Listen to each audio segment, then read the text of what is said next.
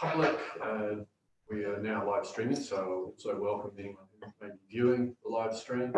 Welcome to media, staff and councillors. So today we're going to be going through the submissions that on the St John proposal to lease land at Awamoa Park.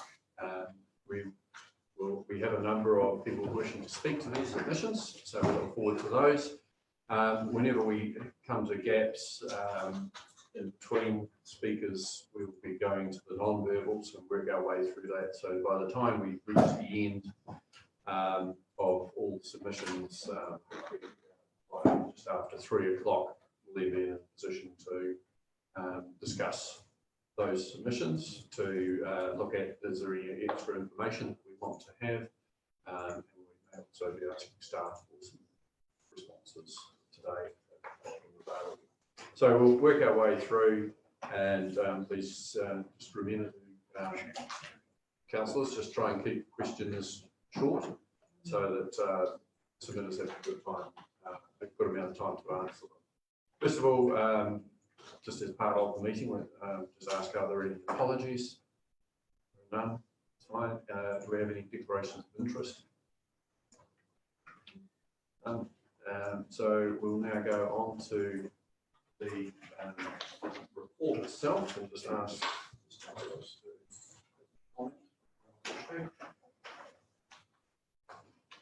Okay, my comments here are brief. This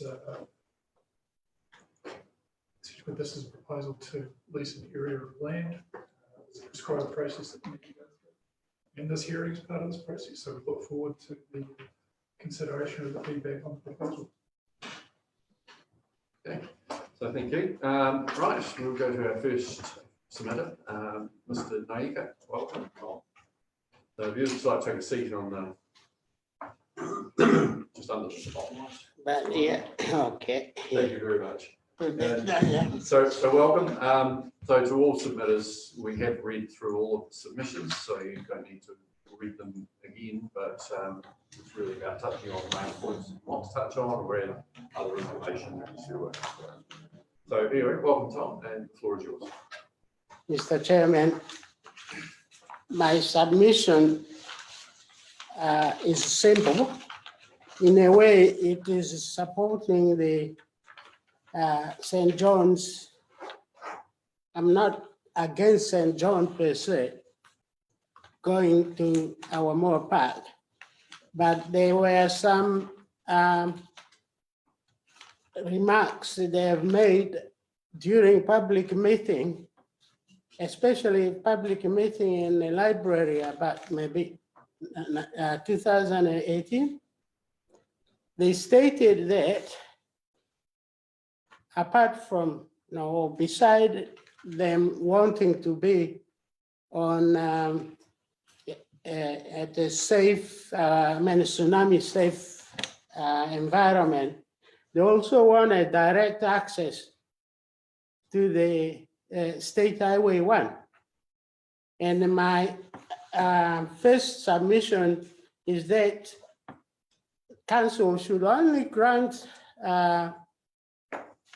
St. John lease only after they've gained access from New Zealand Transport Agency. And this seems to be very simple, but I got my reasons. In this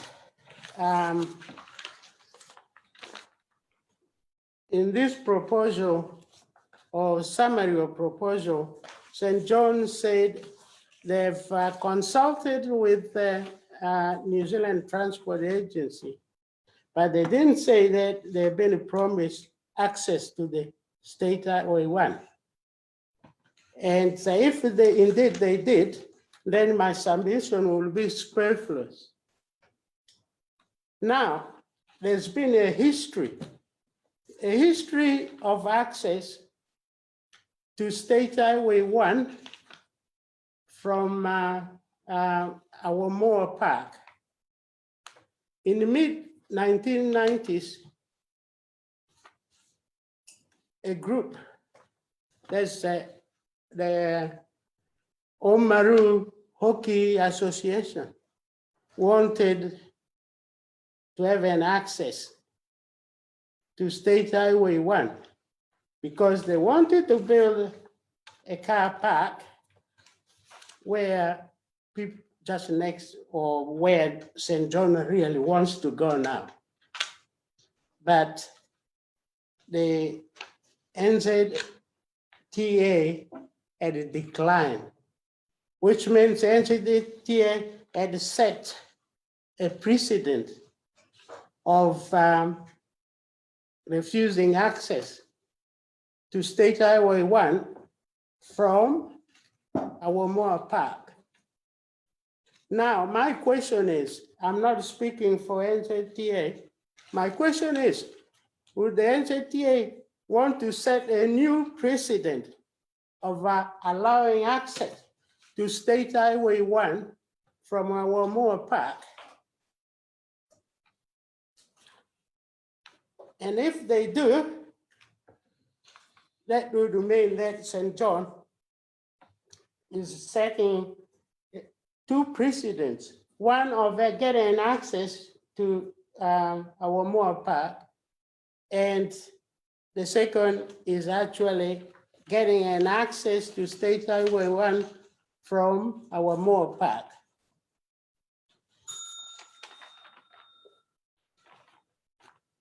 And whether we like it or not, I hear rumors that every Tom, Dick, and Harry is waiting for this. And we might have a lot of demand of people wanting to go to Awamoa Park. And my apologies to Dick and Harry. Now, the other part of my submission is that if council grants access, or lease to St. John, before St. John gets permission to access State Highway 1, and then NZTA declines to grant that permission, we feel that out of desperation, St. John might decide to still claim or accept the lease, and then turn around, put demand on us and the council to allow them to use Perth Street for accessing or for their access. And they promise not to access Perth Street for going on their journey to do business. But if this condition is not fulfilled, there would be a case of saying, out of desperation, we've got no choice, we'll have to use Perth Street, and we don't like that. We allow them to actually, or they even promise us that they will access their premises from Perth Street, just returning like an ordinary other motorists. Mr. Naik, I need to stop you there. We've heard what you've had to say. Yeah. And I believe that it's will be conditional on them having access out onto State Highway 1. My understanding with previous discussions has been that they will return back via Perth Street. Yeah. But any exits will be via State Highway 1. So that's certainly something that we can make as one of the conditions if we were to grant the go ahead. But certainly would not be possible for them to start development before that permission was gained. Okay, thank you. Thank you very much for your submission. It's a bit different from a lot of the ones we've read through, and it's a very valid point. So thank you. There is something else too about stormwater drainage, and I thank council for improving drainage on footpaths there, and I spoke to Mayor Kircher privately sometime last year, and they did come and improve the water flow there. But when we get really heavy rain, all the drainage from food world, what do you call them, the supermarket and petrol station, and also the new thing that is going to go for the St. John, the all drain underneath the park, and then they meet the storm water from home sale on Perth Street, and also partly across Awamoa Road.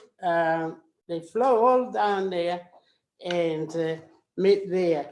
And quite often, the entrance way for the storm water to enter the pipe, the drainage pipes are blocked.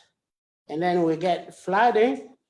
Flooding itself is not bad, but people drive on the flood waters.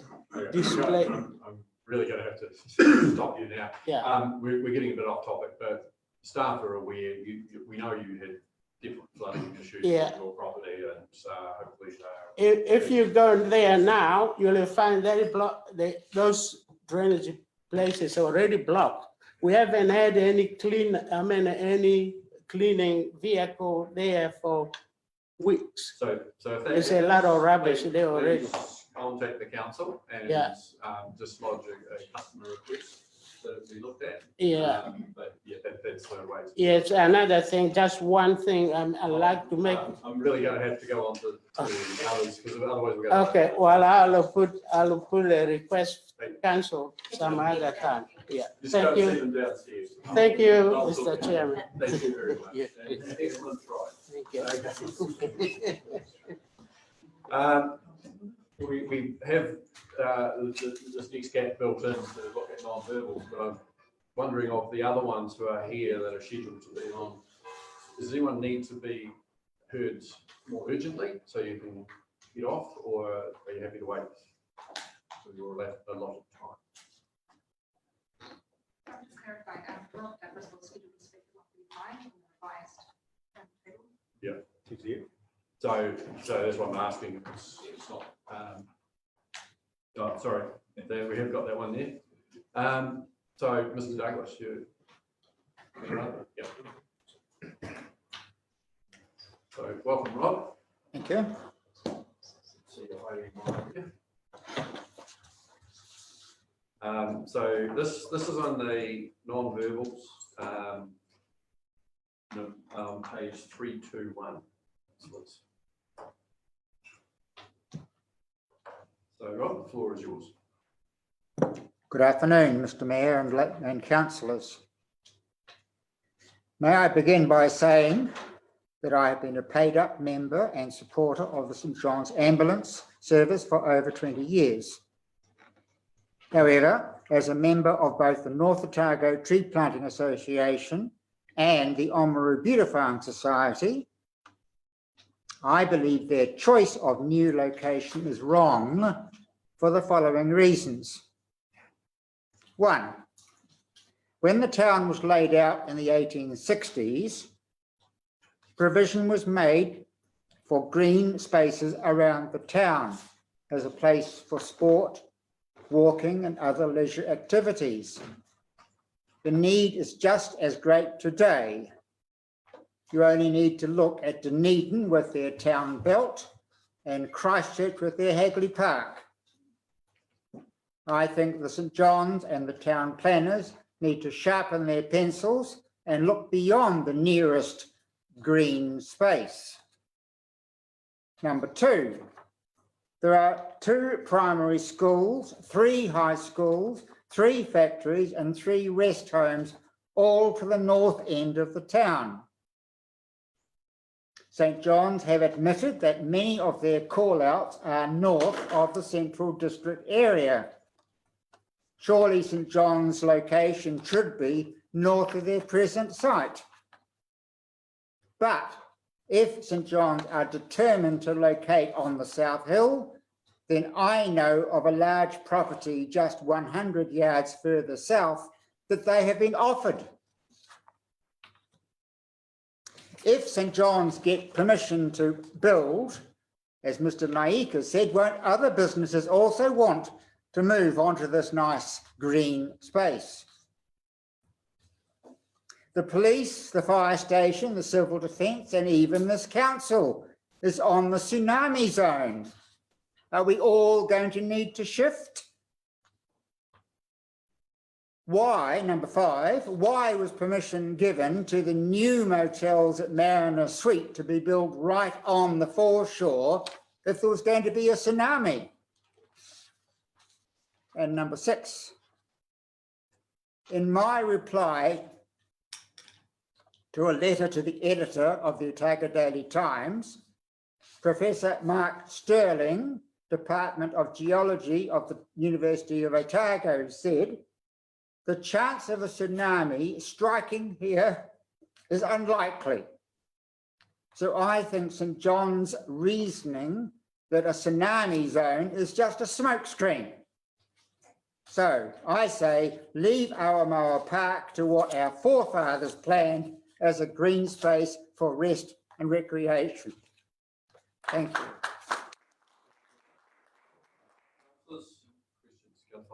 It's just a very quick question, Mr Douglas. Thank you for the submission. Or 2, can we get a copy of that because it's in addition to the one we've seen in the non-verbal book?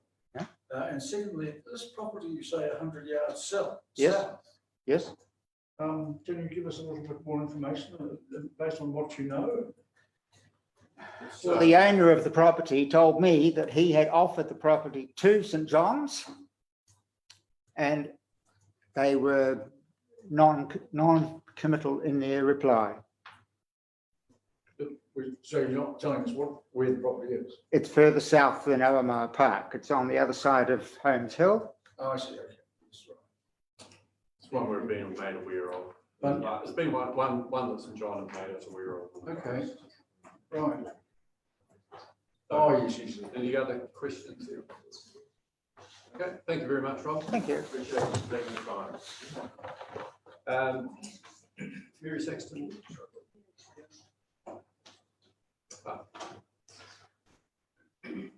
Welcome. Thank you. Thank you for this chance to let me speak.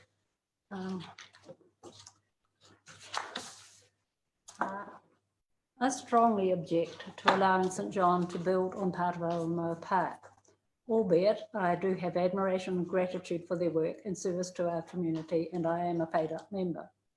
I will outline some of the reasons St John give for choosing this site at Awamoa, and then we'll say why I refute them. St John complain that their present site has access limitations contending with a multi-lane intersection at Eden Street, a health and safety assertion. Compare this to the inappropriate dangerous site at Awamoa, which is a much worse scenario. There they are faced with a main state highway that is single-laned each way. Opposite is a busy supermarket and petrol station, plus 3 incoming and exiting roads, Y Street, Queen's Crescent and Solway Street. Then there is the nearby junction, so aptly named, at the crest of 7th Street with Wansbeck Street, Taui Street, Awamoa Road and the lights included. Can you just see the irony in that comparison? Returning to base, the ambulance will have to negotiate all the snarl up of traffic and the roads and turn into Awamoa Road, Perth Street and the road bisecting the park. St John and Council tout the fact that Awamoa Park has a central location with good arterial access. I checked with interest the distance between the sculptures at each end, north and south entrances to town, 7.7 kilometres. Therefore, the halfway point is the CCS Disability Action Centre and the Showgrounds area. The ambulance responding to a call from Awamoa Park will have had to negotiate 8 sets of traffic lights, and it is patently obvious that their stated good arterial access will in fact be a seriously clogged artery. Though the ambulance transfers patients regularly from Oamaru Hospital to Dunedin, many of the call-outs will be to where the action is, i.e. North Oamaru. I asked for data to compare the north versus south call-outs, but the information was not forthcoming. So to support my observation, I'll name a few activities taking place in North Oamaru, from the rec centre, all the high schools, the intermediate and primary schools, the showgrounds, the race course, the tennis and netball courts, the hockey, baseball, softball grounds, Centennial Park, multiple sports, rugby, soccer, plus the industries, woolen mills, freezing works, industrial place, building and engineering workshops. So why would you build at Awamoa on the southern boundary in a residential area? It just does seem utterly nonsensical. The claim by St John and Council that Awamoa Park is outside the tsunami zone keeps being heralded as one of the chief reasons why St John needs to build up on Awamoa Park. This oft-uttered reason is totally misleading, inaccurate, and a spurious claim, a red herring to support their argument, and patently not true. To check, I wrote to the Oceanographic and Geology departments at university, and the professor wrote back to me, assuring me that this part of Otago is far from the Hikurangi and Pusaga subduction zones, hundreds of kilometres from Otago. Therefore, we're not vulnerable to large local tsunamis. If tsunamis were a true danger, then Council is showing gross negligence and a dereliction of duty by passing building consents for such recent big buildings like Mitre 10 and the new hotel by the bay. The supposed threat of a tsunami would wipe out all of Oamaru on the flat, all the businesses, the hospital, civil defence, police, fire brigade, all the schools, the rest homes, the shops, the factories, the main road and railway. So they'll all be down the gurgler. The park should not be sacrificed for such superficial and illogical reasons. I'm sure that St John needs to build an important level 4 facility, essential for post-disaster recovery. It can be met somewhere else in a far more suitable part of Oamaru. But most importantly, Awamoa Park is for sports and recreation, for peace and reflection, for walking and relaxing. We must strenuously strive to keep and maintain the uninterrupted green space and trees. To cut the park in two visually ruins the vista. We already saved the park from a hotel being built there in the late 60s, early 70s, and that is now North Star at the north end of Oamaru. So it must weigh very heavily on all of our collective consciences, and it is our duty as present-day custodians to protect this valuable park and others, these green spaces, which our forebears with such imagination, foresight and generosity planned for the future generations. The young do not speak at such forums as these, thus it's our duty to speak up and speak out, to protect our parks from any encroachment whatsoever. So why do St John and Council persist in pushing this proposal when there are so many compelling negatives? Nothing seems valid or logical. In conclusion, to put it in a simple layperson's terms, it is just a downright stupid damn place to build and not well thought through at all. Where is the wisdom? And if I had a moment, I would like. We don't. Yeah, I don't. We're actually out of time. Sorry. Right. I'll just say this is St John's application to the council, not council's application. So it's got to be very clear. We're hearing this and with an open mind, and we're listening to the points that are being raised. So it's not our application. We agreed that we would hold this process so that we can hear from the public. That's what we're doing. Indeed, can we get a copy? Thank you very much for taking the time to make the submission. Yeah, can we get a copy of your submission so Jim can memorise it? Thank you. Okay, thank you very much. Thank you. Next up, we have Zim Sherman. So welcome, Zim. Good to have you in the chamber again. Thanks. Welcome. Now I'm gonna have a timer going too. So no, good as go. Yeah. You had quite a sorry about that. technical submission. I do apologize for the length of that one. But anyway, Thank you very much to the council and the mayor for giving me the opportunity to speak. I'm going to take you on a little bit of a journey of discovery that I went on. The Department of Conservation says that Awamoa Park is a Section 17 recreation reserve that's protected under the Reserves Act 1977. The council says that it isn't. So I called Cam at Survey Waitaki and I said, hey, Cam, who should I believe? And he said, well, neither. If you really want the skinny, you need to call Land Information New Zealand. So I did. Well, it took Land Information New Zealand 2 weeks to reply. So I'm going to let you kind of sit on that for a little bit while I tell you why this is an important question. Section 17 recreation reserves have very specific allowable uses, which are, I quote, recreation and sporting activities and the physical welfare and enjoyment of the public, and for the protection of the natural environment and beauty of the countryside, with emphasis on the retention of open spaces and on outdoor recreational activities, including recreational tracks in the countryside. End quote. So those are the only allowable uses. So if Awamoa Park is protected by the Reserves Act, then leasing it for an ambulance depot is not allowed. So eventually, Linz wrote back to me. And this was the senior data analyst who had gone through everything with a fine-tooth comb. And Linz says that the park was originally created by the Reserves and Other Land Disposal and Public Bodies Empowering Act 1925.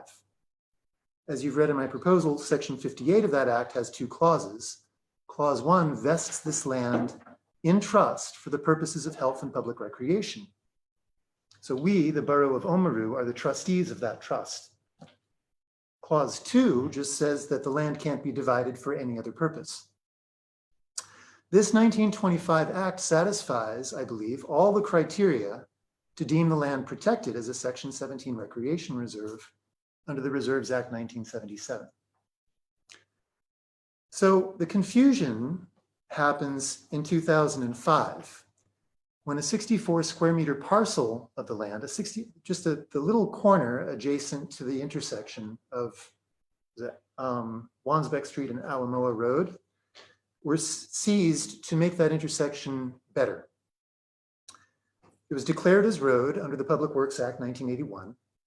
And when this happened, Linz extinguished their old database entry and created a new entry for a parcel that was 64 square meters smaller.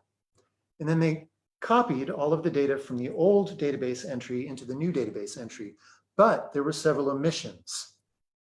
The first omission is that the purpose of the parcel was left blank. The second omission is that the database listed the 2005 road seizure as the statutory act that governs that parcel of land. That's clearly nonsense. It's a reserve and has been since 1925.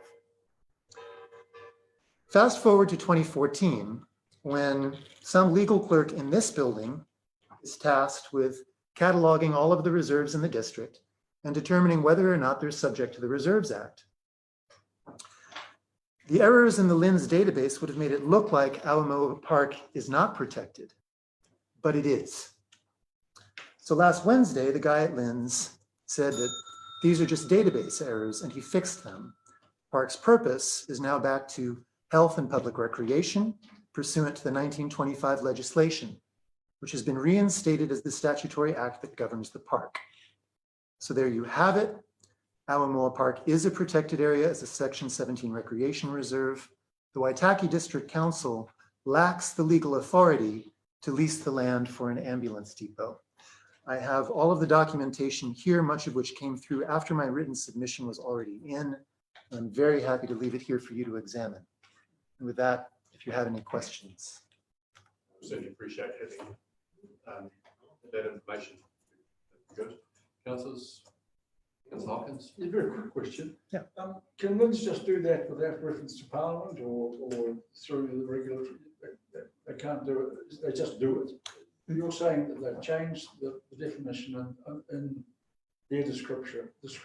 That now becomes law for everyone as of last week. And that hasn't gone through the Governor General or the normal process where ministers will have regulations signed like that. Linz has just done it, yes. Linz did not change any laws. Linz took 2 weeks to look at the existing laws and clarify the entries in their database, which had errors entered to them in 2005. So just so I don't get lynched from a tree by all of the angry St. John's members, I just want to point out that all of this has been law since 1925. And it was an error in the LINS database that crept in there in 2005 that's created this confusion. I think it's fair to say St John saved people. Don't listen. But yeah, thank you very much for giving that information. We do have our legal advisor here. Okay. I have several sheets here that I can leave. Yep. Thanks very much, son. You're welcome. Thank you. Now, Mr. Murray Linwood.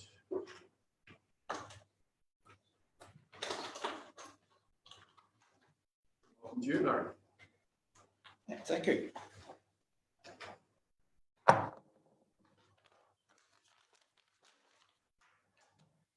Right, thank you, Gary. Thank you, councillors, for the opportunity to speak to this proposal. I believe that St John's need to relocate due to a number of factors, not the least being the lack of space in the current building and the need to be away from the tsunami inundation area, along with the requirements to be on a main traffic route. There's no doubt that times have changed for a number of our services. St John's is no exception. The requirements regarding shift management and manning numbers, to name two, have meant that the current facilities cannot meet the needs of the service. The meetings of these requirements have been, I believe, problematic. A site's been identified on Awamoa Park. While I recognise that it's not universally acceptable for our councils to allow sections of our reserves to be lost for any purposes, we do need to keep in mind that the proposed site will take up only a small portion of that park. Awamoa Park has seen an upsurge in winter use due to the popularity of soccer for young people. The area being proposed for the St John's building is one part of the park that is not, and probably cannot be, a part of the park used for that sport. The slope of the land would make it very unlikely for it to be utilised as a team sport space at any time. Oamaru has a high number of parks and reserves, including Western. There are 38 public reserves of one kind or another, along with the gardens, that I can see on a 2014 map on the Waitaki District Council website. Our rural villages also harbour a number of reserves. That's a very high number for a district of our size. Why site the new building on the South Hill? With Oamaru being such a spread out town, it might make more sense to locate the new building nearer the town centre. Question one is where near the centre? Question two is about the current development of our town. The bulk of building and section development is toward the south end of the town. In time, the site now Awamoa Park could well be much more in the middle of the town than it is now. To allow St John a small portion of Awamoa Park will be a small concession to make. I am personally a supporter of parkland provision and development. I'm also a supporter of St John. An analysis of the pros and cons in this argument seems to me to come out on the side of allowing St John the use of this space. Thank you very much. Councillors, any questions? Councillor Wolfson? Yeah, thanks, Murray, for your address. We've read it before, but that's all right. Thanks for reading it again. What makes you think that Awamoa Park is the only place, the best place for St John, out of the other places that they have identified themselves? I'm unaware of the other identified sites. Thank you very but much. Awamoa Park does make sense. Okay. Thank you very much. Thanks for taking the time to make this submission. That's okay. Thank you. Next up, we have Warren. Welcome. Thanks, Gary. We were told we weren't to speak, so we combined with Mr. Malcolm. He's going to do us together with us. Really? Yes. Really? Okay. I'll use a deep voice like this. No, that's good as gold. Okay, so we'll have your standard time. Kevin, is that right? speak at that time. So now go to Jan Wheeler. Welcome back to the chamber, Jan. Thank you.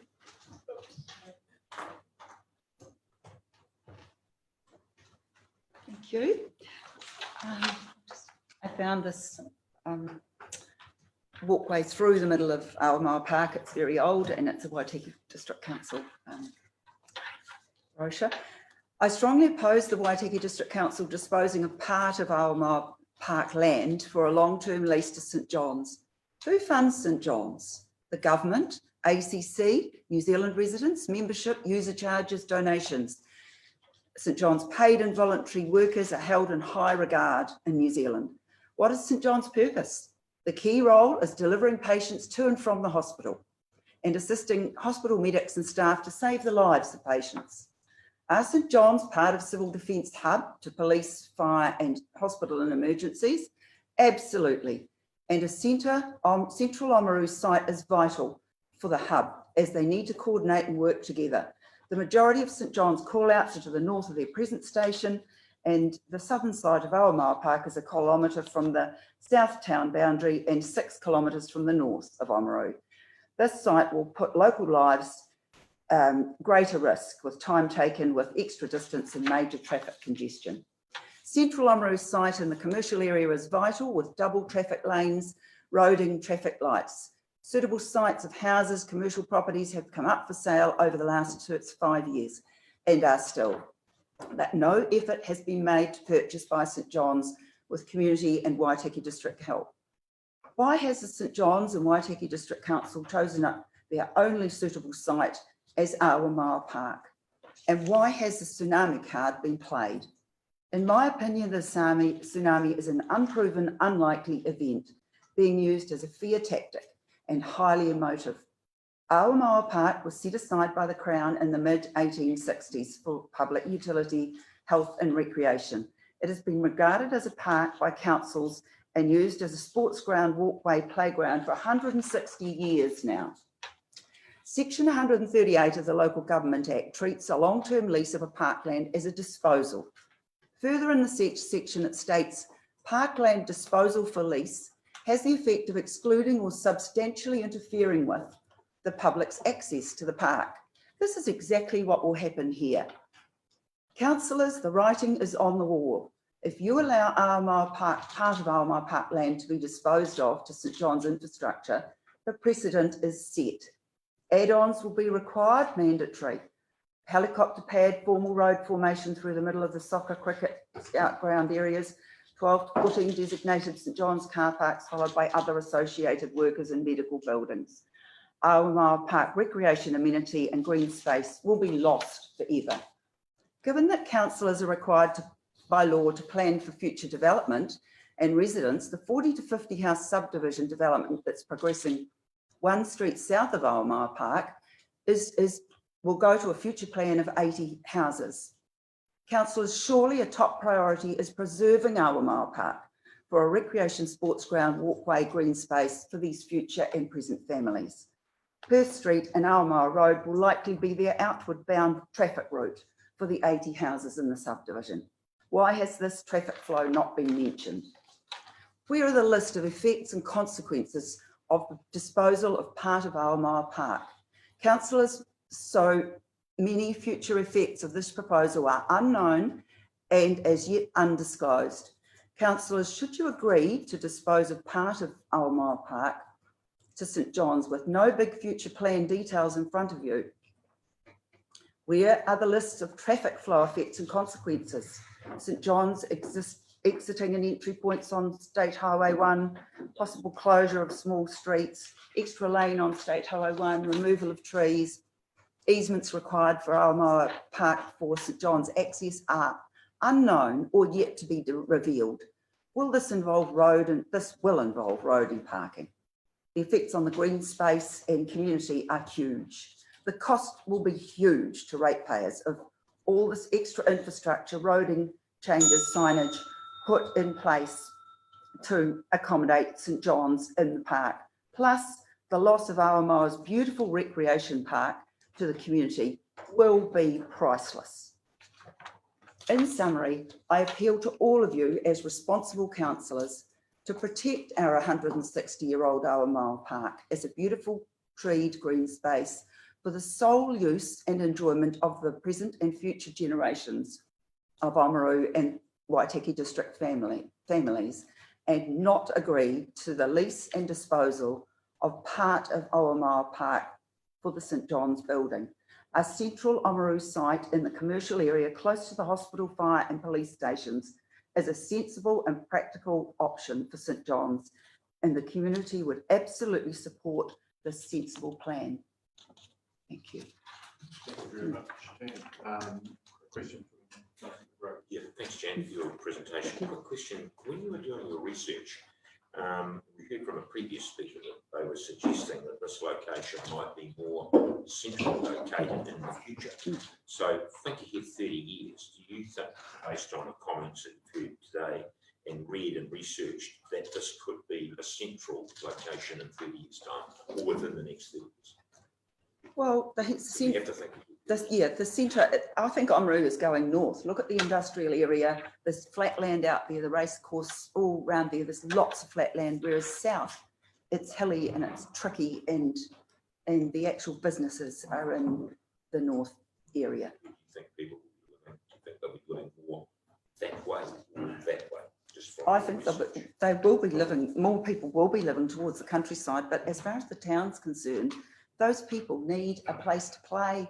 The kids need a sports ground, and that is the only sports ground at the south end of Oamaru for these families to use. Yeah, that's good. Thank you. Yeah. Thank you. Thank you. Thank you all. Thanks, Jan. Do have a built-in break, but just again, anyone that needs to get away that wants to, that's scheduled to speak in a wee while, but they can speak now. Okay.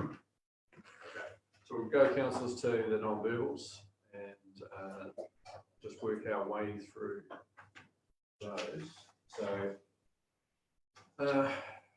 right, just go through. Some of them are very brief, just to explain to the members of the public that some have just answered whether they're in favour or not. Some have given a brief explanation. Some have given a thorough explanation. So we'll just work our way through. So the first one is Madison Ross, and is in favour, saying this is a good spot for an ambulance station. Just councillors, holler out if you want to make any comment. Next one is Lisa Williams, who does not support it, and has given reasons there. Anything there that councillor want to raise?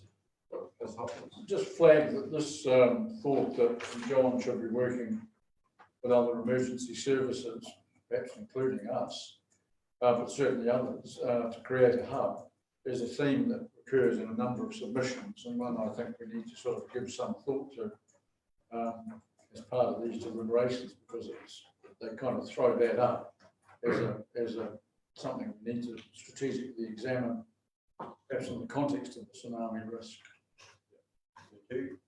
Next, Before you go move on, Derek, I'll leave a hand up as well. But just they make another point here, which is made by a number of other submitters as well, is that this is could be seen as setting a precedent for the park, which is a precedent I'm sure that maybe other commercial entities may wish to jump onto. So just to bear that in mind as well. Yeah. I mean, we can make our own decisions on those, but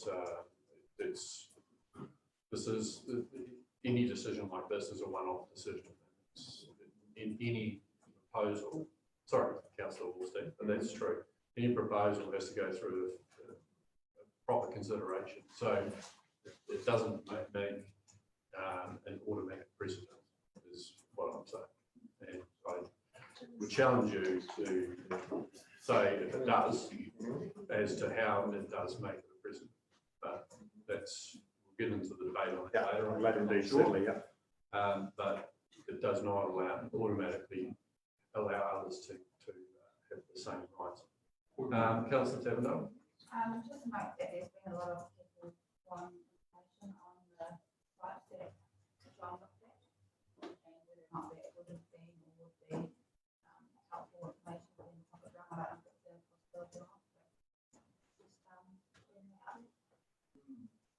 go on and find that out later.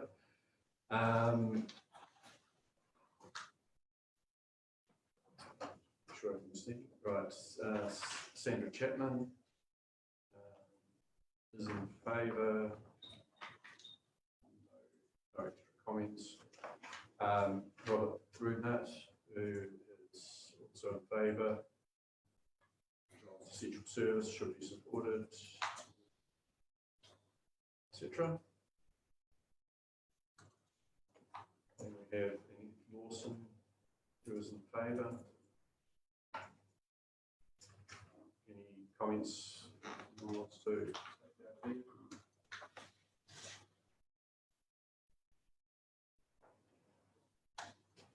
We have Lexi.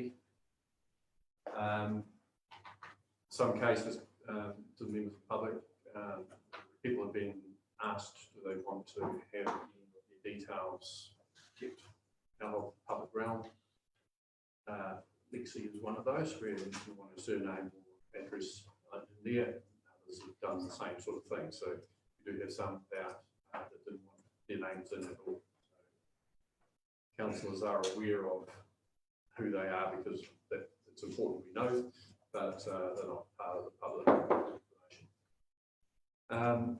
So Lexi is here in favour. Brief comment. Logan Johnston is in favour. In brief comment.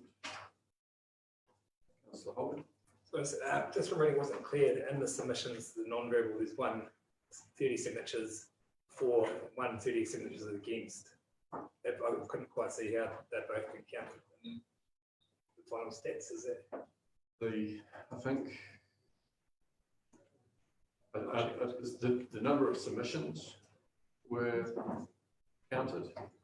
That was where the stats came from, was the number of submissions. Not the numbers of people that had signed. Apropos of that, Nick, I think we have the opportunity to discuss today whether we choose to accept multiple signatures. I mean, it's one submission, but I don't think we have any alternative other than to accept them. No, they are submissions. Yes, indeed. Yeah. But it's one submission supported by the Except that the advice we've been given is that those numbers have been taken out of a kind of cumulative count of for and against. That's all. Okay. Right, so what's the next one? Lois Cunningham is in favour, as soon as possible. Ewan Rusbatch, in favour. Comments here. Theo Jordans is in favour, in some comments.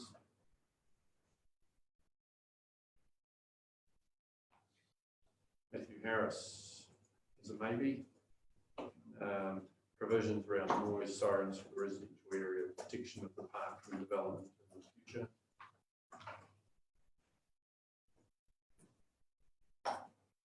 Brian Harrison is in favour. Conrad Thomas, favour.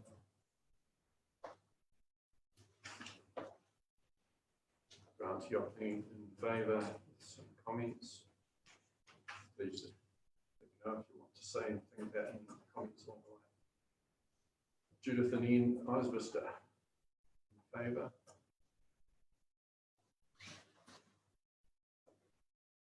John Bates, in favour. Harper, in favour. Paragraph.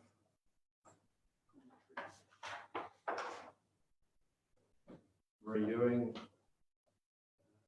favour. Paul Newlands, in favour.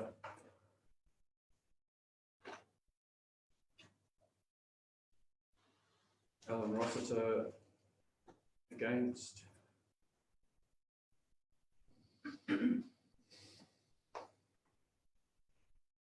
Sharon Kingan, in favour.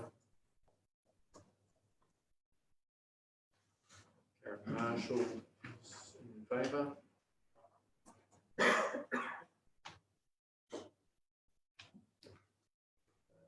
Greg Nicola. So just a very quick question. Sorry. Greg, you're speaking to your one later, aren't you? So. Just a very quick question, perhaps to one of our officers, with regard to Karen Marshall's comment about it would be even better if St John were also given a set of traffic lights to control SH1, particularly if they need to head north. That wouldn't be up to us, or would it? Would that be a Waka Kotahi decision? What might happen in that regard? Do you want to answer? Yeah, I think you'd be Councillor Hopkins that as it is on a state highway, it would not be a council decision without access. So we couldn't make it a condition. We could only hope that, yes, that's right. Thank you. Thanks very much. Peter Petrie, in favour.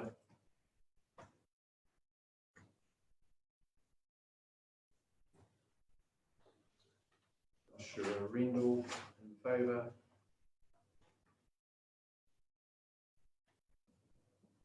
Jane Campbell, against.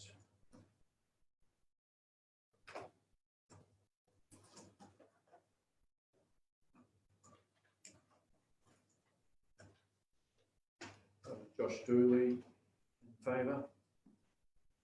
Maybe just to speed this up a little bit, perhaps we just go through the submission numbers.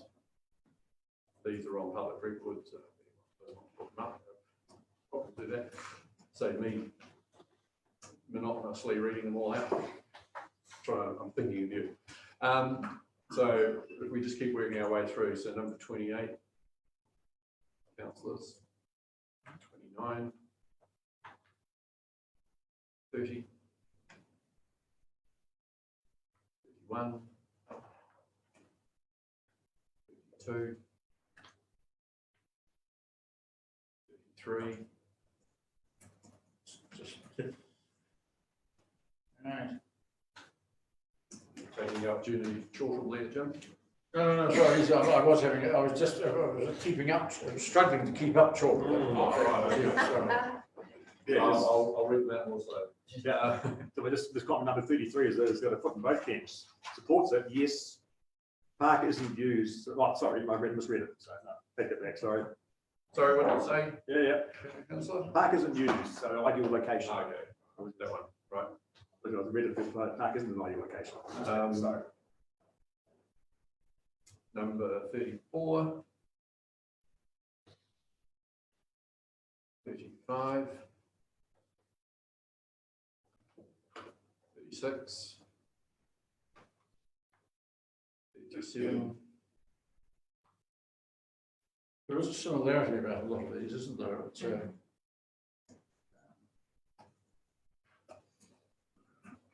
38, 39,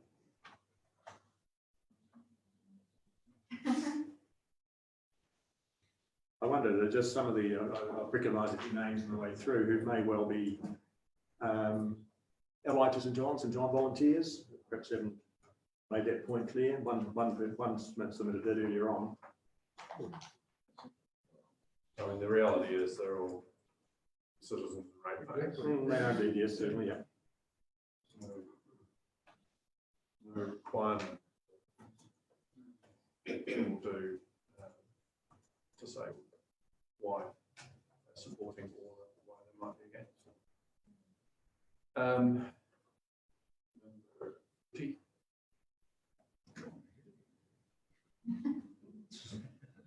One.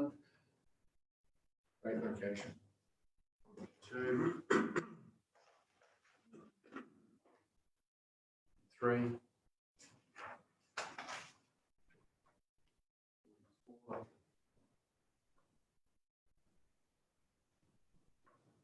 45. Just for those who don't normally come to council meetings, this is probably the most interesting council meeting we've had for a long time. Yes, there's nothing like sitting here listening to a whole long list of numbers, is there? It's absolutely riveting. Right, 46. Like a Milsenberg novel on steroids. 47. Just one with redacted names. 48.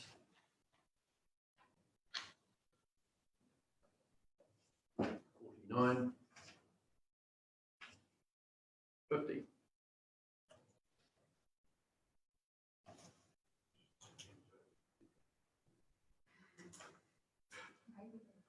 51. 52.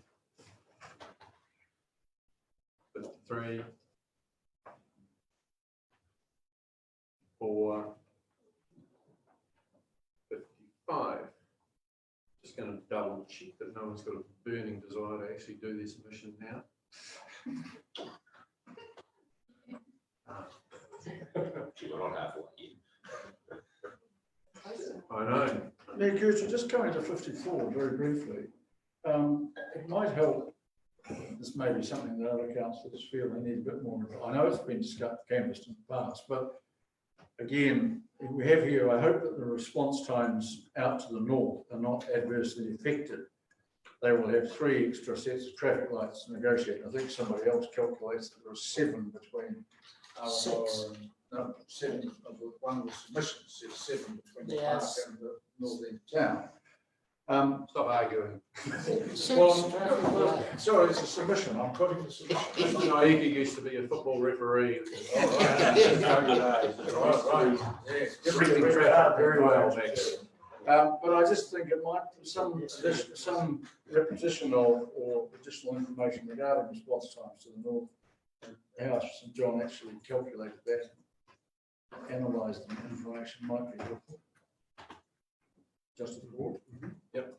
That's, yeah, certainly, you know, my understanding is there is a very thorough process as to how to calculate response times in the ideal locations, which is generally within a zone area rather than that exact spot.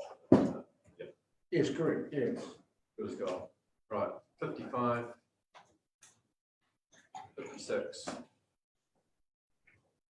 57. 58 also have the name redacted.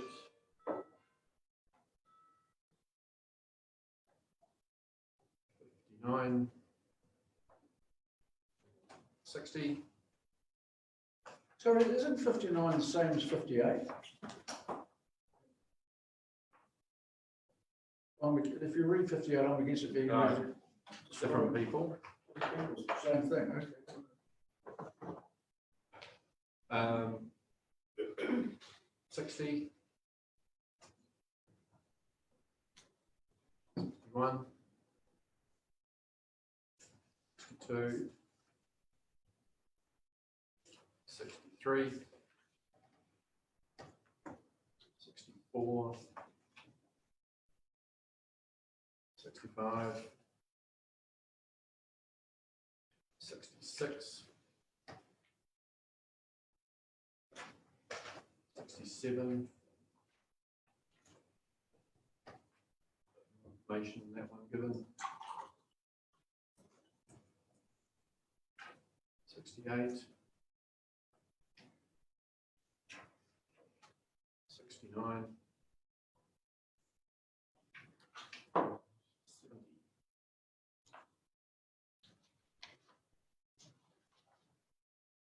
71. 72.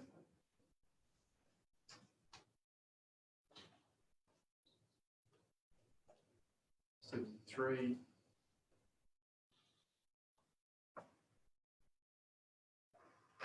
Oh, sorry, Richard, just a question on 71 very briefly. Again, perhaps to our officers. Richard 71, I'll just double check. Jared Moffat, sorry, 72, Jared Moffat's submission. There's a reference, he says he thinks a system similar to the fire station should be looked at on State Highway 1 with red flashing lights to stop traffic when an ambulance is departing the base. again, Mr. Hope, or Mr. Rendell, I'm assuming that that would be entirely Waka Kotahi's discretion. Yes. So it's, again, it's not, we could maybe, he also suggests asking them to have, St John have CTV cameras, which I presume we could require, but not the reflashing lights. The details about their requirements in terms of inference from the site. We can't require it. We could require them to ask for it. Yes, indeed. But, Yeah. We could though ask them to have CCTV cameras on there. His argument about that is vandalism, use at night and so on. And the new building being a magnet for such antisocial activity, ergo the reason for having CCTV cameras. So I suspect we could say, yes, that has to happen if we wanted to. that's a matter of their own, looking after their own property. Okay. They decide. I mean, there's no public element to that. No, As far as that goes. In fact, some people might be against it in the public area. yeah, I suppose. Yeah, I just think it's getting a bit of a stretch for it to be necessary for us to give a lease, but it might be something they consider important. Right, what did we get? 73, I think. 74. 75. 76. 77. 8. Oh, the, no, it's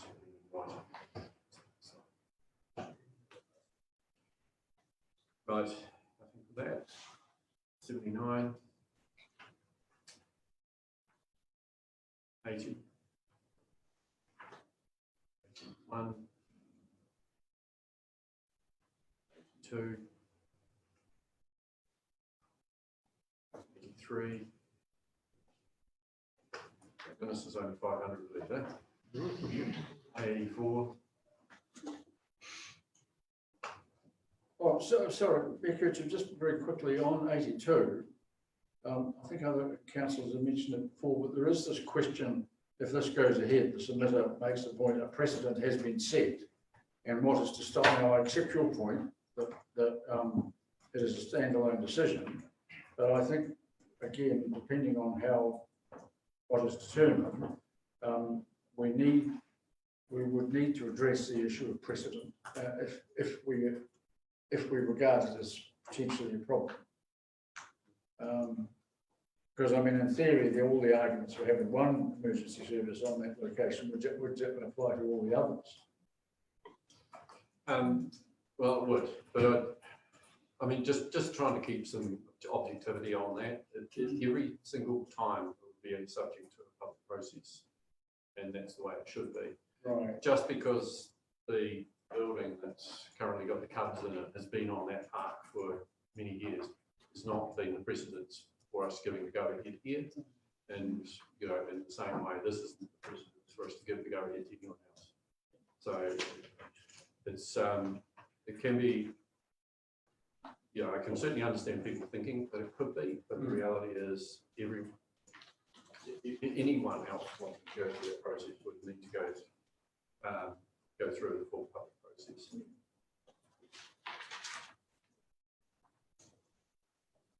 Number 83, 84, 85, 6, 7, 88 is another redacted name. 89. That's a verbal submission, isn't it? Coming later, Dennis Norman. Yes. Yep. Let's have that come back to us very shortly, Dennis. 90.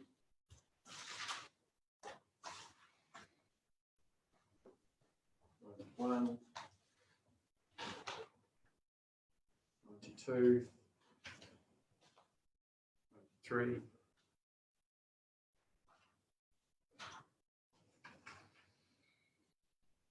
94,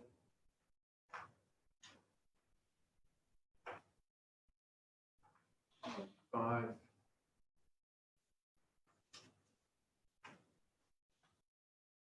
6, 7, 28, 9,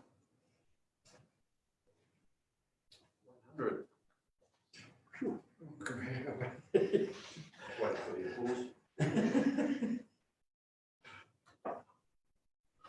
Okay, just 5 more minutes. Right, 101. 102. A piece of the park. 103. Subject to. 104.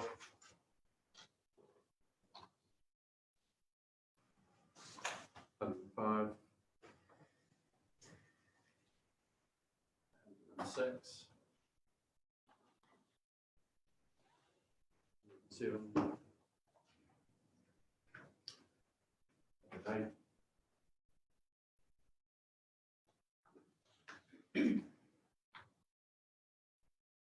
9.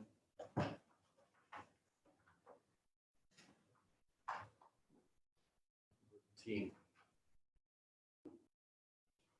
Oh, sorry, Nico, just going back to 100 and Cameron Leakey's one, 109. I note he asserts that consenting this will be contrary to part 2 purposes and principles of the RMA. I know Mr. Burrell's not here, but has any consideration by officers been given to that point?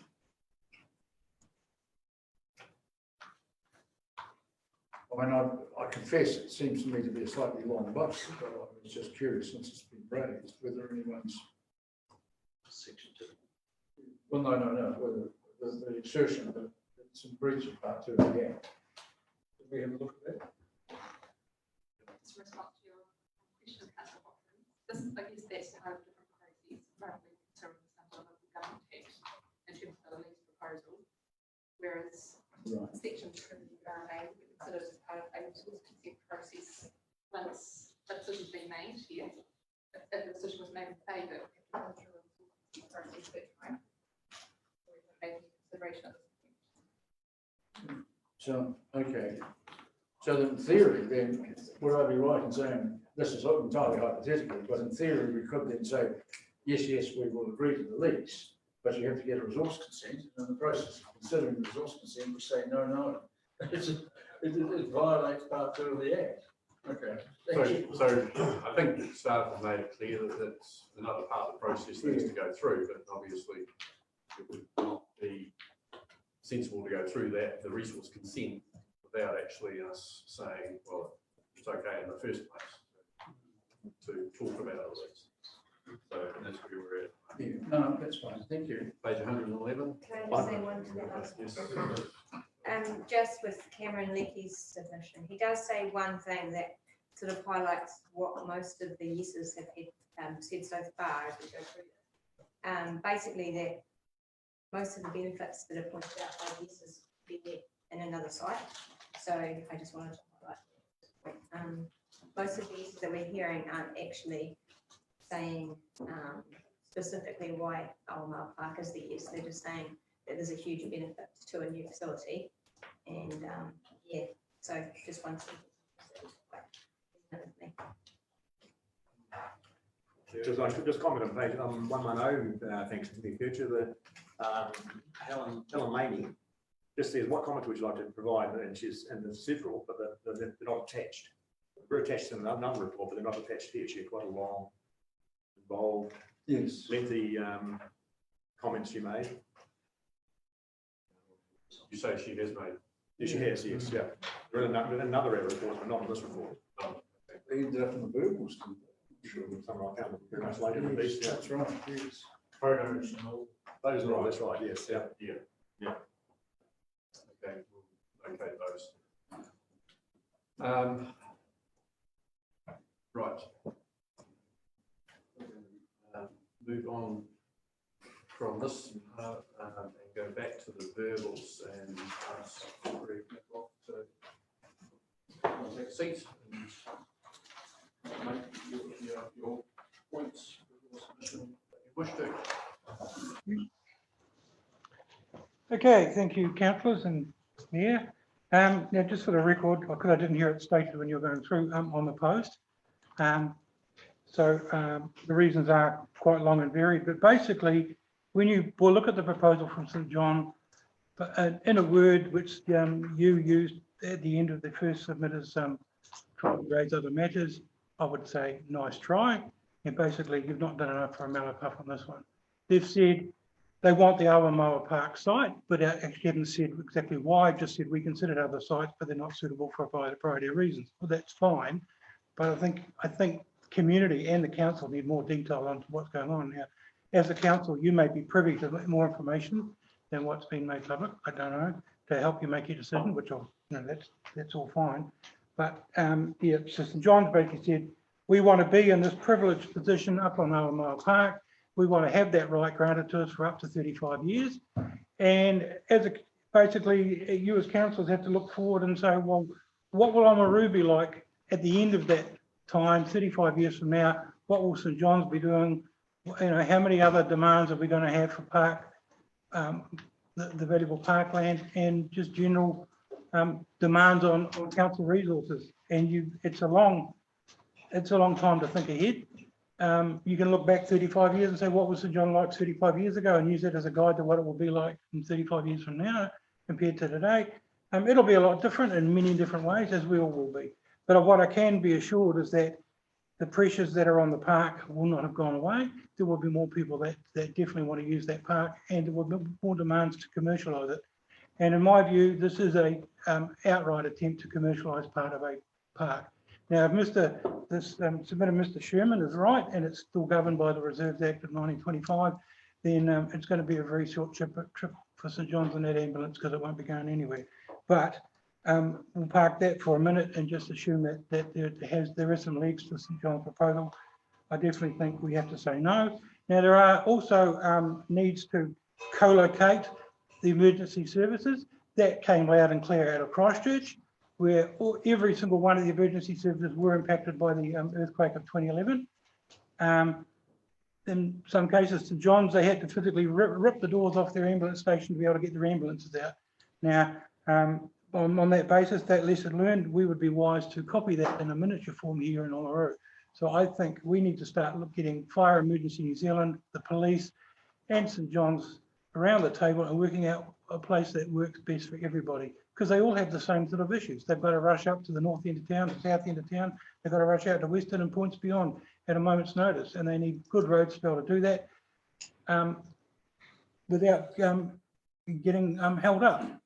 So, but be like locating at the south end of town is just as bad as if they were at the north end of town. And nobody's saying they should be at the north end of town. And I don't see Oamaru growing too far south of where it is now, even in a residential sense, in the next 35 years. So St John's needs to think again on that. Secondly, on that point, the St John's does need a new facility. Their old one is clearly not fit for purpose. Nobody would deny them that. The big question here is, should they be up on the park? And the answer to that is firmly no. Any questions? Goldstein? Yeah, thanks, Greg, for your submission. And you make the point on the way through, just reading from your submission. Yep. St John's is a well-respected and trusted organisation, which everybody agrees, and we all agree with that totally. The use here is primarily a commercial use, and you can contrast it to other commercial uses, for example, a drive-through fast food site on the park. Yeah.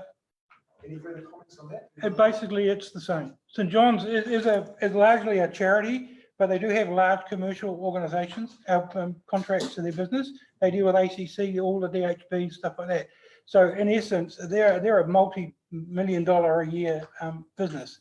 And therefore, by granting them a lease on that side, you cannot separate their commercial operations from their volunteer side.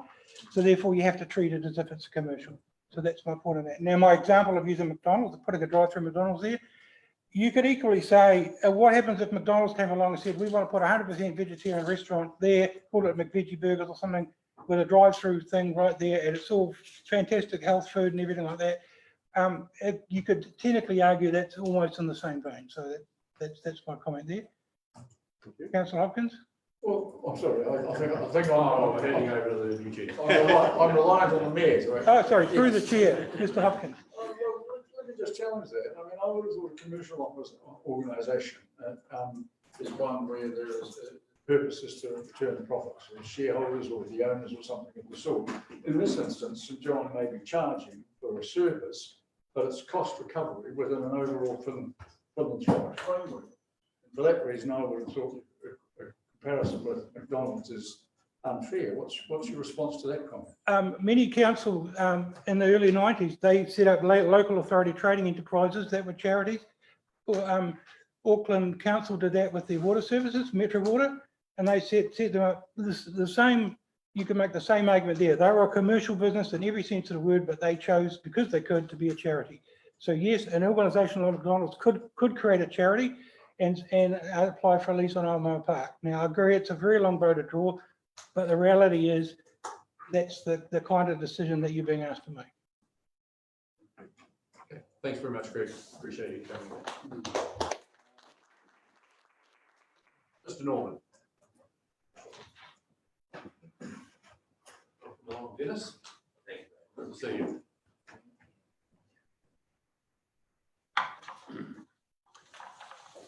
Thank you, Your Worship and councillors, for this opportunity to speak to my submission. Our councillors must be very careful when they consider all aspects of any application that requests variations to the overall town plan. And Omu is a town where we must ensure that it retains its open spaces. I live in the area. I've been a great supporter of St John's Ambulance for many, many years, but I do not support this particular request. So I wish to suggest to council that this is an opportunity for them to review the service which St John's gives us, which is now run by a very large central organisation. Now, council owns the hospital and has financed the development of the Observation Hill care facilities. In my mind, the ambulance is an integral part of the hospital and therefore, I believe, should be associated in close proximity to where the people it services, the hospital, Macbeth Road. And because the council support the Observation Hill care facilities promises to be a very successful venture. So council has gone outside some of its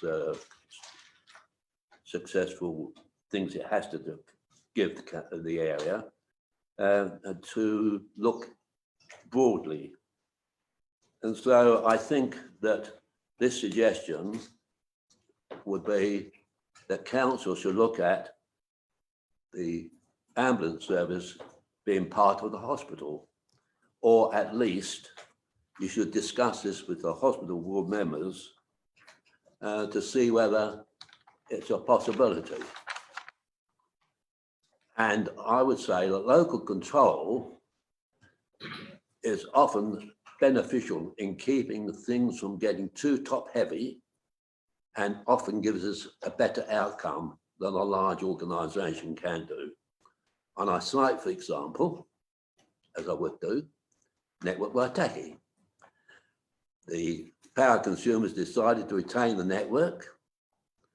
It has served its customers extremely well, far better than our Dunedin customers, and rates very highly compared with any other network in the country. We can do it well in this area.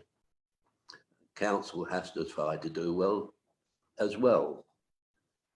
So I think you should take time to carry out a review or what is really an essential service. Your ratepayers deserve that you do that. I also wanted to mention part of my submission, which is to say the reserve is held by council under certificate of title under the Land Transfer Act, dated 28th of October 1930, to be held in trust for the purpose of health and public recreation. I'm quite certain whether the St John's Ambulance comes under that particular. What was the council's reason for making the changing it from recreational to include health? I don't know. We should look at that because that could be a contentious issue as to whether it's permissible. I simply say, discern that there is a difference between endowment land and reserve land. Councils don't own the reserve land. They are simply the custodians of that. They have to look for the overall benefit. Thank you very much. Thank you very much. Councillors, thanks very much for coming in. No questions. Covered it all well. Thank you. Well, I hope you will seriously consider that you've done a lot of good for the area. This is one aspect which you should investigate. Well, thank you. Thank you. Thank you. Right, Councillor Malcolm. I'll just hand that out since you have been requesting copies and hopefully you'll request a copy of mine. Take one and pass down. And before I sit down to St John's, look, thank you for the work you do in the area. It's absolutely critical. Your efforts mostly saved my son without doubt. So this is no reflection on the tremendous service you do. Thank you. Oh, what time start? 3 minutes ago. Right, good. So, Mayor Kircher, councillors, thank you for the opportunity to talk to our submission on behalf of the Malcolm and McCone families. I forgot first to remind you of two quotes. The public love their green spaces and we're allowed to give them up too easily. Mayor Kircher, 4th of May 2019. If the community isn't happy, we will move to another site and we will be able to provide an adequate service from another site. St John's Territory Manager, Mr James Stewart, 17th of June 2019. And we know statistically from your submission process that 37% of our community are unhappy. I'd ask councillors to simply instruct Mr Stewart to honour his declaration. Submission 123 reflects the views of a further 25 people who are against this proposal, and submitted 23 are maybe. His final sentence says no to the proposal. So under my reckoning, which may be print-worthy because although it may not make headline news, perhaps says 49% are yes, 47% are no, and 4% are maybe. And I'm happy to go over those figures. The National Policy Statement for Urban Development seeks to preserve amenity and recreational areas. Should we go against that document? Part 2 of the RMA, as said before, ensures that we maintain and enhance amenity values. This area creates a significant ambience as we enter Oamaru. A building of any magnitude will diminish this value no matter what mitigation is attempted. Safety. We know that this section of State Highway 1, Wandsbeck Street, is already dangerous. We know from the NZTA that Wandsbeck Street, and I quote, Wandsbeck Street location was identified as having a high crash risk and a history of fatalities and injury crashes.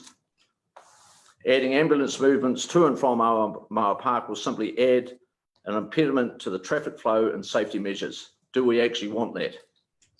I also refer back to a previous submitter, Mr. Sim's chairman submission, and I asked you to seek clarification on that already confirms that this proposal is perhaps, should it go ahead, be illegal or certainly will be contested. To this site, if councils were setting a new contract for a service delivery, would it allow the supplier to set up where that service will be poorer than that currently provided? This site will simply ensure poorer response times to the majority of our population. The most likely event requiring ambulance, that would be a fire, and other than a medical event, would be a fire, an industrial accident, or some catastrophic event. And that will most likely happen at our most intensely populated industrial areas or schools: Waitaki Boys, Waitaki Girls, St Kevin's, Rainbow Confectionery, the Industrial Park where everyone's going, Alliance Freezing Works, Oceana Dairy, not to forget our retirement villages north of the current site, and also the Waitaki River. Response time is critical, so why would we move a responder further away? Government has clearly indicated its intention to amalgamate emergency services. When fans and ambulance amalgamate, who will remove the building from Awamoa Park? Or is this the start of something much bigger? Tsunami. Yes, there was one at about 1962, but Professor Mark Sterling from University of Otago Geology Department states the Otago coast is not vulnerable to large tsunami. To councillors, the members of St John's Oamaru deserve a better facility, but Awamoa Park is not the right location. Safety. Do we need to add additional traffic risks to our community? Reduced response times. Do we want to put the majority of our people at greater risk? Time is of the essence in health events. Precedents. Do we want to set a precedent to give up recreational and amenity spaces to commercial enterprise?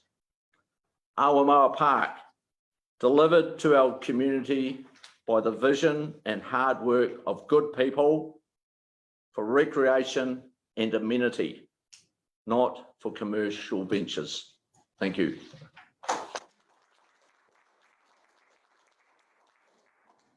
Time for a quick question. Councillor Wallstein. Yeah, me again. Kevin, you're a councillor on the Otago Regional Council. Correct. And the Otago Regional Council has the authority or the responsibility for sea and water.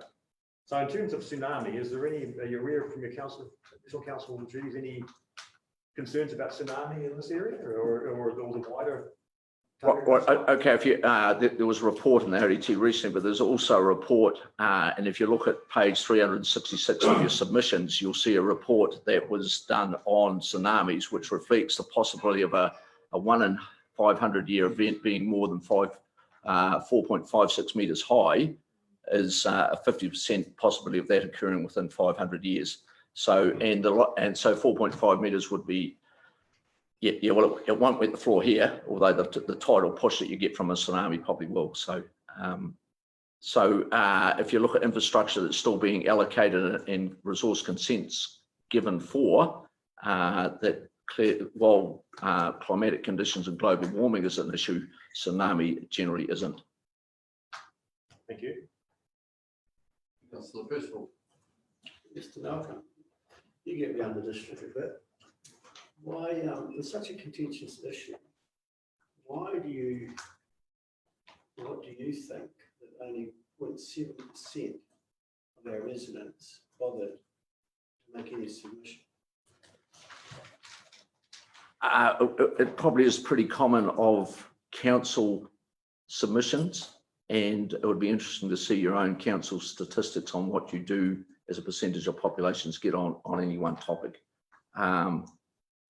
Yeah, I mean, I can't add any more. The rest will be quite sort of a bit subjective for me, really. But it'll be good to check your records, see what there is. We know there's one submission here that has another 25 people signed it, and there certainly is a groundswell that I understand of. We're really out of time, but my question: have you got another location that you prefer to get? No, look, I would be more than happy to help. I'd be more than happy to help St John's work through that process, but unless I know all their actual requirements, I wouldn't like to. No, that's okay. Yeah. Thank you. Thank you very much, Kevin. Thanks for your time. Can we get a full copy of that spoken submission? No. Just additional to what you've written. Do you It have is, yeah. that in writing? I have it in writing and I'll have to get my PA to. Please pass that on to Jim. Right, Fleur, welcome.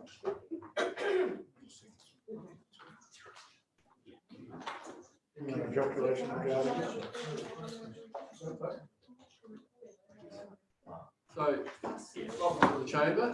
Thank you. Thanks for popping up from Wairaki. Well, I'm always scared to in case I get my head knocked off. But this was pretty important.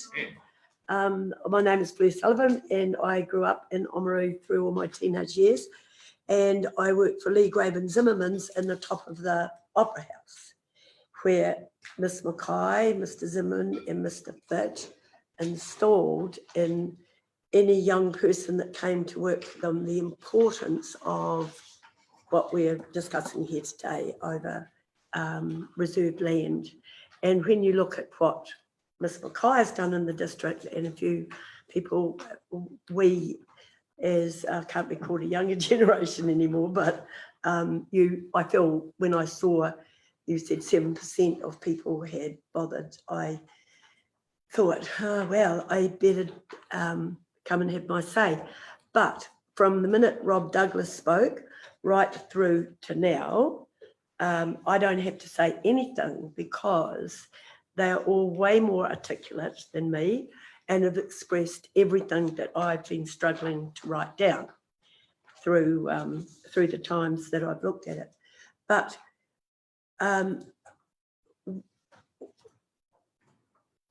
we don't have a lot of green spaces when you come in from the north down through the State Highway 1. You've got the national treasure of our gardens, which probably is a little bit hard for people to see unless they know and stop and go in there. And the next part is right out at Awamoa, the park out the north end of Oamaru when you get onto Thames Highway. That's about the only green spaces that anybody sees really. And you need those spaces to make people want to stop. I've always been in favour of taking the highway down Wansbeck Street so people can see the bay even, and you get more people stopping. So I'm now just not talking about all the things they've talked about, which I want to thoroughly endorse and thank you very much. And another thing is, I've written in here, if you take a helicopter view of Oamaru and your tsunami is your big worry, you're really in trouble because all the services, and will someday, they all have to be shifted. And I do think that by letting anybody build on Awamoa Park is the thin edge of the wedge. And I wanted to urge all people to read again very carefully the proposal to lease any part of Awamoa Park to anyone at all. And another part is they're talking about will just a quiet little bit there about trees will have to be removed. People will be staying overnight there, and try getting out of the supermarket safely with anything coming out on the left-hand side going north. You take your life in your hands at certain times, getting out of the supermarket and trying to get over there. And then if you do take your chances and have to speed, you get a great big parking ticket. But the build-up of anybody else coming off there with traffic lights would be pretty bad, build up all the way down. I think I also feel this part really bothered me. Following consultation, submissions and hearing, Council will make a final decision on whether to grant the lease to St John. Resource consent would be then sought from Council's planning unit should the lease decision have been made. I think that's really quite scary. So that's, thank you everybody for helping me get all the good bits out, and thanks for the opportunity to come in. Thank you.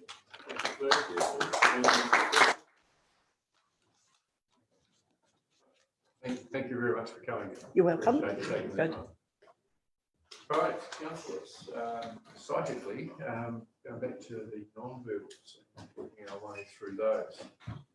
So what we'll do is we need to get through all of those, and then we'll have a discussion on the submissions today and whether we're in a position to make any decision or whether we're seeking further information from the start.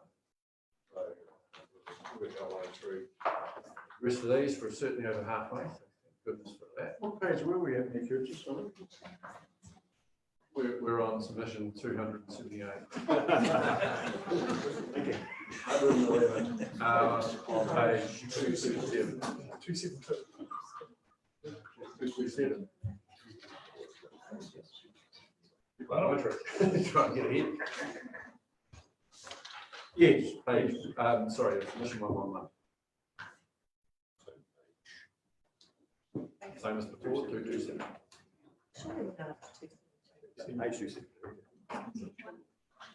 This needs glasses. Yes, I'm going to put it on. Now, which you're working off the other document. 227. There's one combines both verbal and non-verbal, but we're just going for just the non-verbal.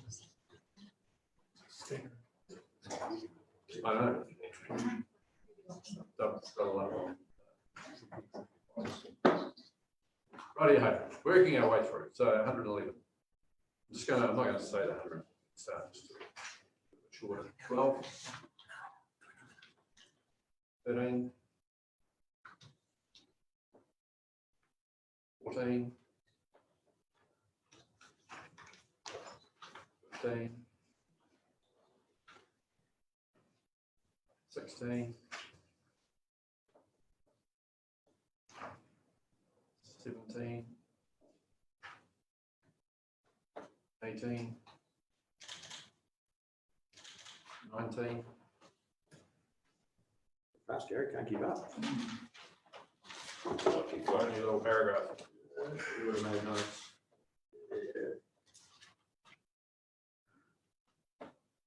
That's good. Let me know when you're caught up. Yep, caught up. Okay, right. Yep. 20.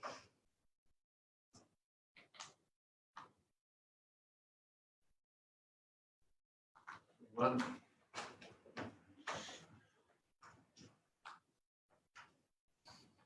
2.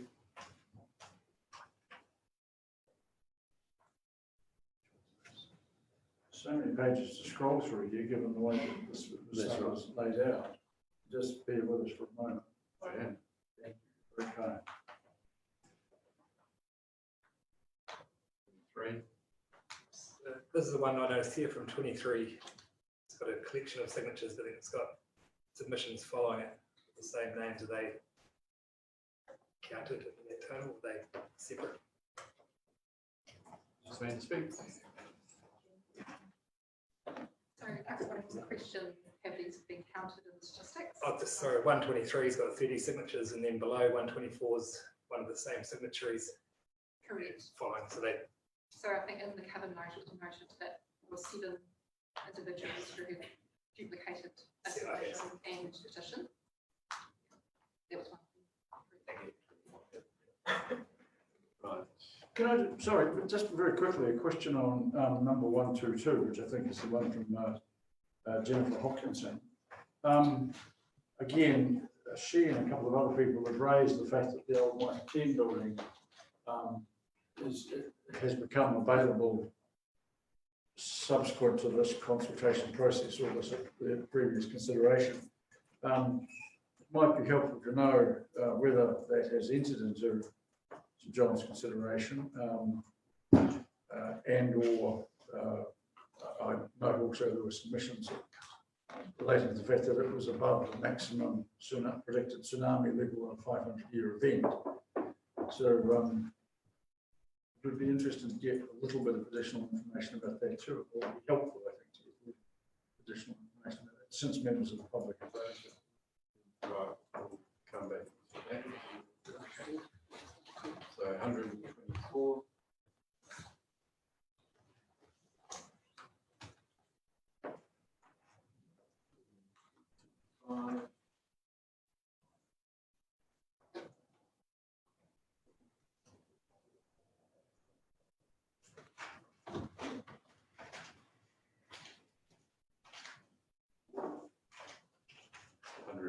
Goes on.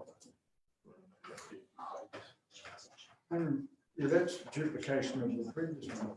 Well, just the same body, Yeah. different person, yeah. Yes, that's right. And they've made it as a private personal submission. Yeah. 125. 6.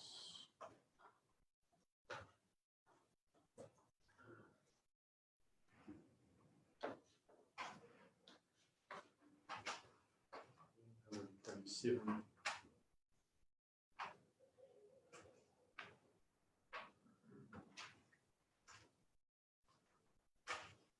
Okay.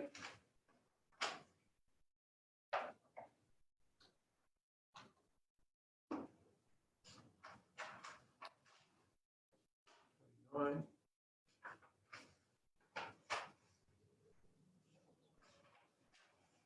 Thirty.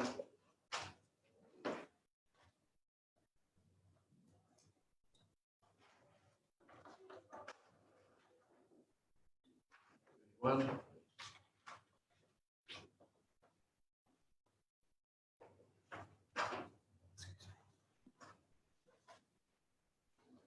Double up with Rob Douglas's, keep going past that to 132.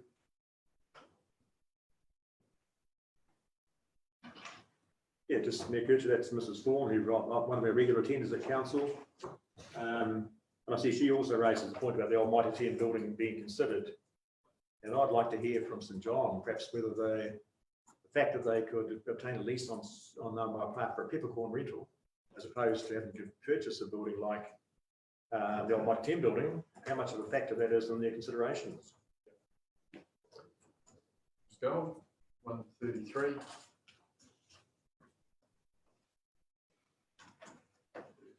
4.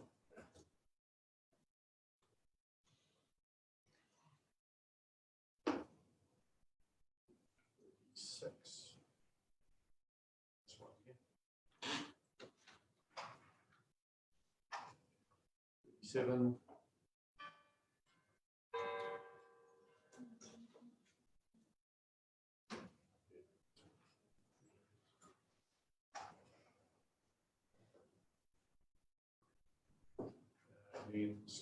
141. Is that Bill Campbell?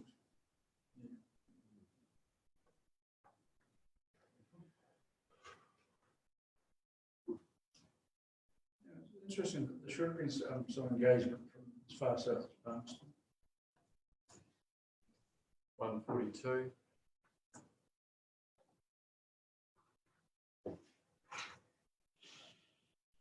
3.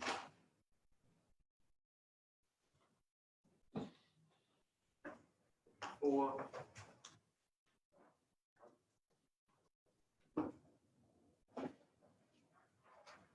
5.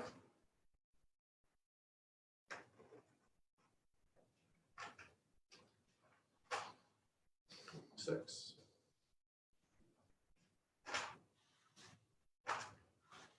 47.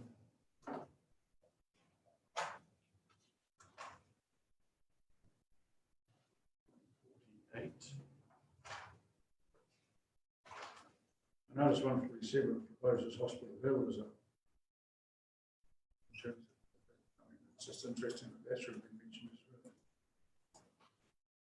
well. 9.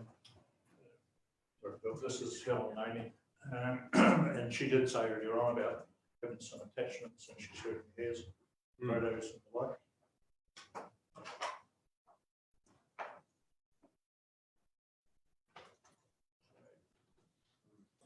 Yes, can I just ask, sorry, Mayor Kircher, one of the things that did interest me about this submission From a general point of view, she talks about Reserve C being on the maps of Oamaru since at least 1879. Cites Casey McDonald's book, Whitestone Country, being how it's too steep for games and so on. And points out the development that's happened over the years. Finally, the development of the park was completed in 1950. Part of the cost was borne by the Oamaru Sports Bodies Association. And again, I was interested in the potential implications of that. Do we have any, I would like to know if there's anything about, you know, deeds of agreement or arrangements or on the basis on which the money was paid by the association.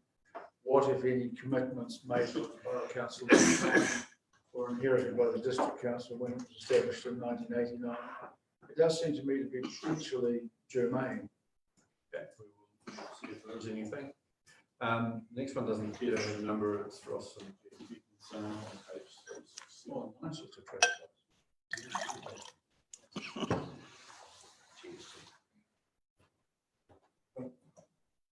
Was it seven? Yep. Cones are number 151. And that's the end of those. Right, are there any other things that people want to raise? So what we're going to do is go to staff and ask for some, if they've got any comments on some of the matters.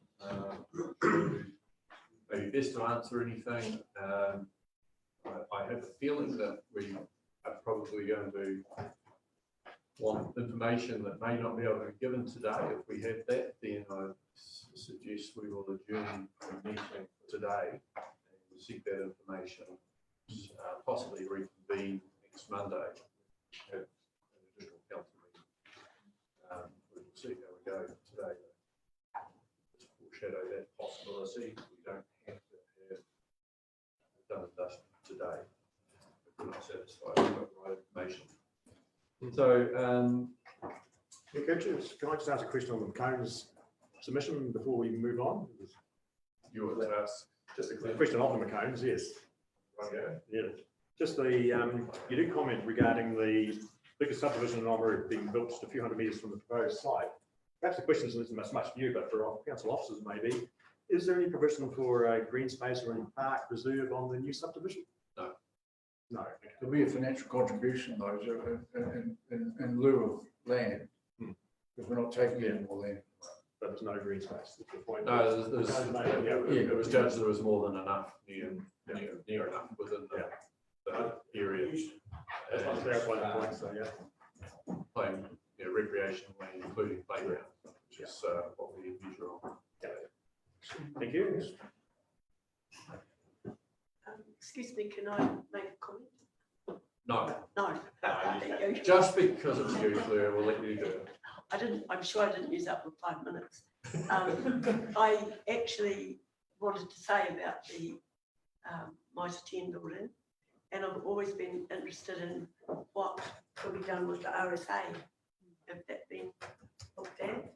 And I should have said north, not south. The road north is the main problem with the Thank you. Yeah, no, I think we did get that message from you. That it was crossing over and getting north. So, right.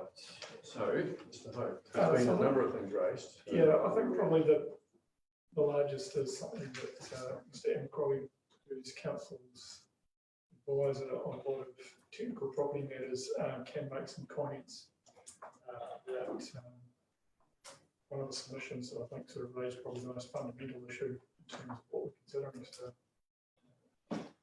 David, if you speak. So David is a consultant for us on legal property matters. So David, feel free to take a seat if that's easier for you. I'll go where others have been before me. Well warm, yes.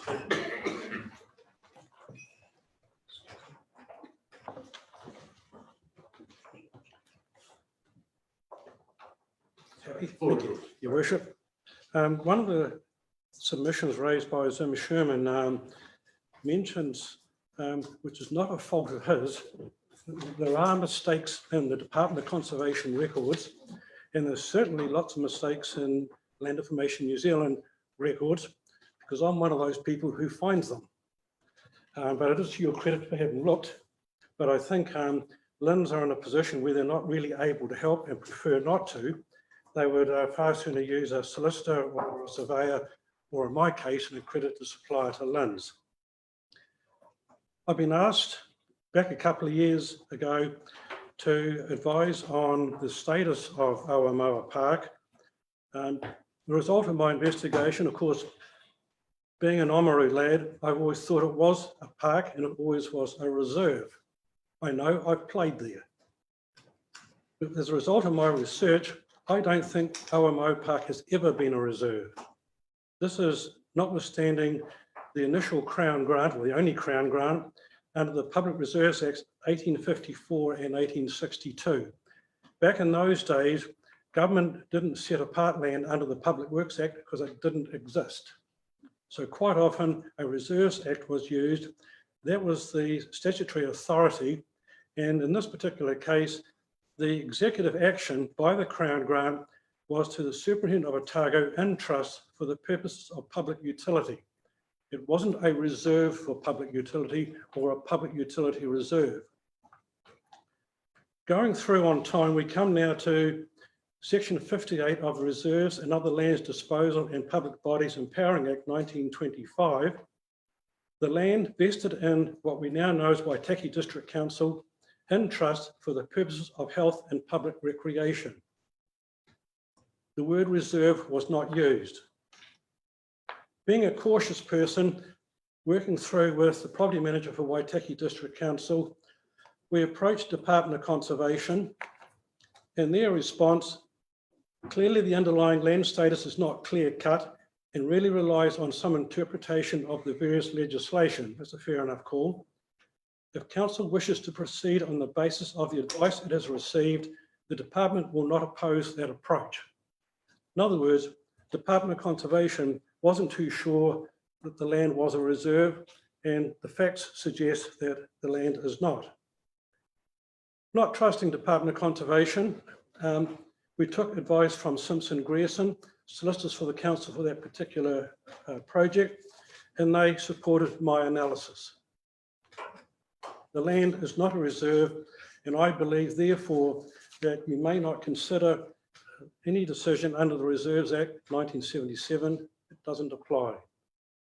Because the land is a park, the Local Government Act applies. Just to give you an idea, as a precedent for other reserves throughout New Zealand, Logan Park in Dunedin, well-known cricket venue, is not a reserve. I know because I was the one who found the status. I believe that as a trust has been created by government, where the council, so where the Crown is the settler, council is the trustee, and the public are the beneficiaries, that you operate within the terms of the trust. I would suggest that the trust, which is, there's no trust deed. It's as wide as you want or as tight as you wish, depending on your policy, that there is no restriction on any sale of lease. But if you do, I would suggest that you follow what is set out actually in the Reserves Act, that any proceeds from a disposal or a lease is directed to other reserves, to other purposes within the terms and the intent of the trust created. That's only an observation. So there were various other comments around status and so forth that were raised. Is there any other comments you can make? Well, there was somebody mentioned about using the RSA, having researched that. The statutory authority to create the land upon which the RSA building sits is a reserve. There is no right of leasing and no right of sale. It's quite specific. Yeah, certainly that's other things we've considered looking at that for. Thank you. Councillor Percival. Just at the end of your spiel, you quoted something from the Reserves Act pertinent to that piece of land. But then prior to that, you said it wasn't a reserve. So why would you be quoting from the Reserve Act? It's not a reserve. what act does it come under and what classification is that land? I mean, you did explain it, but I must have missed it. No, that's all right. All I suggested was, if you want an example of how to deal with your trust, that there is some guidance in the Reserves Act, and I should have been clearer, if the land was a reserve. It is not. So? You can ignore it if you wish. It's your parent. It depends on your policy, depends on your local government rules and guidelines. So there is no implication to it. There is no risk. We ignore it. That's right. Just to clarify, you and set your. That's right. It's fair. Councillor Hopkins, we're in the meeting, Mr. Norman, so normally questions from the floor. So I'm just going to go to councillors first. Councillor Hopkins. Okay, what we heard from Mr. Sherman was that Lynn's had changed the classification of the status of the land as of last week. Now, have you had a chance, were you aware of that before today? Have you had a chance to assess the implications, if any, of that? And if this new classification is in there, what, if any, legal standing or impact might it have? I didn't know. I can check. If I have the right computer, I can do it here, but I haven't. There's mistakes within Land Online that if Lynn's have made the mistake, we can correct it. But don't just correct it. That's what we've been told. Yes, I don't know what their advice is. I don't know their reasoning. I haven't seen the change. See, the thing, sorry. No, we're going to cut it there because there's no point going on until it's looked into. So that is something. So, you know, just remind you, you're not Perry Mason, you're not No. interrogating someone. I wasn't. You were getting spoken. So anyway, is there any other questions?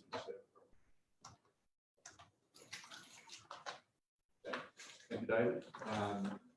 Obviously, there's some stuff to check up on still. We'll leave that. I'm sure you'll work with officers on that and get the information before we make a decision. You need this?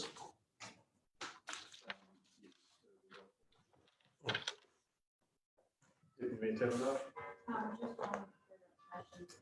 There's been a lot of other sites that are important for discussion, and some of them have come up after this whole project started. So we have information on those. So there's some things that I've noted what more comment on. Access on State Highway 1 has NZTA given you're okay. Stated right, I believe the situation is around precedents. Is there anything else that you're aware of on that? The legality side of things, so we have a clarification just further to come on that one. Other locations considered, and has any been raised that should be considered, and with the sure if you have a comment, gave any clarification on, but the gifting from the Sports Bodies Association, whether there was any restrictions on what happened from here. Is that something that you come under your view? If I can find it, I know there is a reserve in Oamaru where gifting has been made. I can track that. In this particular case, because of the sequence of events, there is nothing on the titles issued to the Crown or the titles issued to the former Oamaru Borough Council that I found. So those are some things I've taken note of. Councillors, have you got anything else as far as extra information? I would, Chair, I'd very much like to understand a lot more about the reasoning regarding tsunami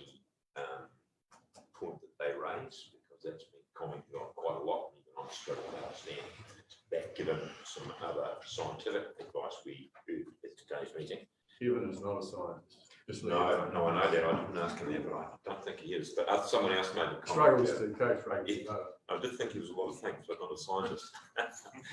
The other question I had was the consideration really needs to be given to the review that's being done for all services, including or by FEMS and others. And I think that might have a bearing on what St John's does and what our consideration may be for this proposal. So that's something that I don't know where it would come from, but someone's obviously reading about it. I think that's a question to ask St John's. Allocation. Maybe that could be asked to them. Thank you. No.